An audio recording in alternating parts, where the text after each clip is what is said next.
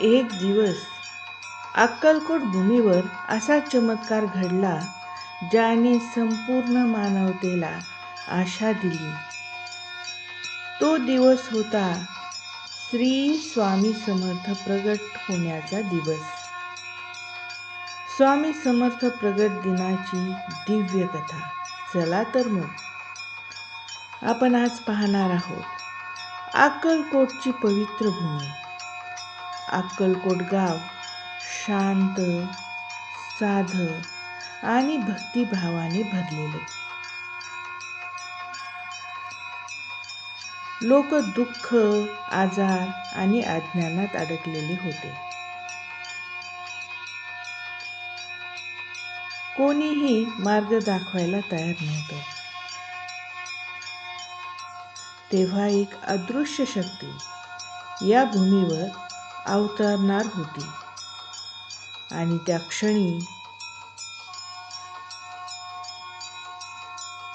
वातावरण बदलू लागले. वारा शांत झाला. आकाशात एक दिव्य प्रकाश पसरला. दिव्य अवतरण. त्या क्षणी एक तेजस्वी व्यक्ती प्रगट झाली.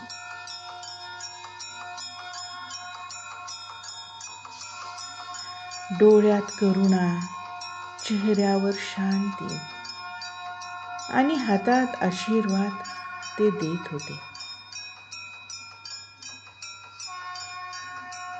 स्वामी समर्थ महाराज ते म्हणाले नाहीत,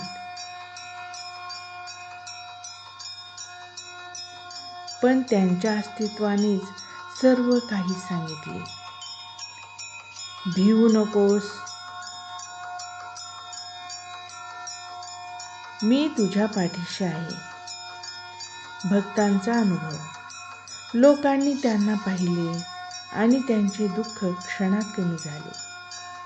कोणाची दृष्टी परत आली, कोणाचा आजार नाहीसा झाला, कोणाच्या मनातील भीती गायब झाली. एकच नामस्मरण सुरू झाले. श्री स्वामी समर्थ महाराज की जय. स्वामी समर्थांनी जगाला एकच संदेश दिला. श्रद्धा ठेवा, समर्पण ठेवा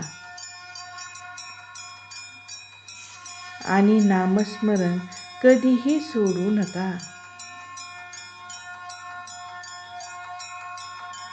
कारण अंधार कितीही मोठा असला तरी एक छोटा दिवा ते उजळू शकते. आजही स्वामी समर्थ आपल्या सोबत आहेत. जेव्हा मन खचतं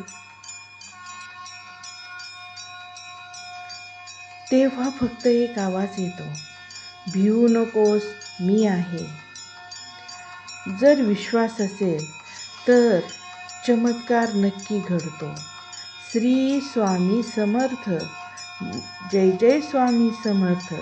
श्री स्वामी समर्थ महाराज की जय.